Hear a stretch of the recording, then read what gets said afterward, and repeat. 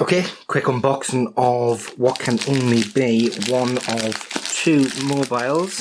I believe this is the Sony Ericsson K600, which looked like it was in pretty good condition on the eBay website. Paid £9 for it, and it is good stuff. Let's have a look. Orange Wednesdays, now that's not a good sign.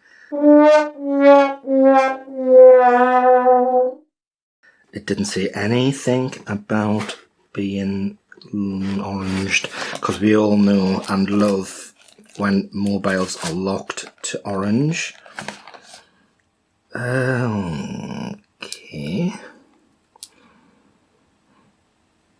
The person who sold it didn't actually notify me that he had dispatched it, so I was getting a little bit annoyed that it took him or her a week to send. But as it transpires, my concerns were misjudged. Let's have a look.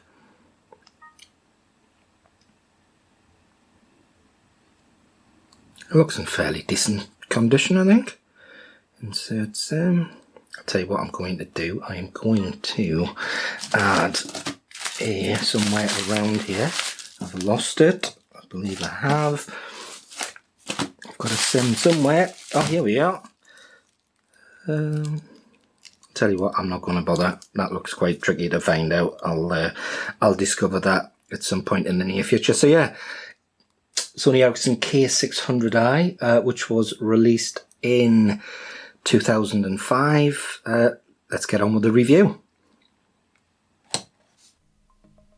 So of course you won't be the least bit surprised to discover that this mobile, the K600i, was in fact locked to orange. On the plus side, I did get a full refund, and also on the plus side, I get an opportunity to do an unboxing where there's actually a box involved. As you can see, I've also dropped in there the younger sibling of the 600, the Sony Ericsson K610i, which was released a year later in 2006. Both of these handsets were 3G capable. The 600i was quite a hefty 105 grams as opposed to 89 for the 610, and the display type both had a TFT and were capable of 256,000 colours. Both of these handsets of course used the usual mini SIM. The 600i was a little bit on the chunkier side at 104.3 by 45 by 18.9mm, and both had exactly the same resolution at 176 by 220. However, the 610 was just a little bit finer at 148 points per inch.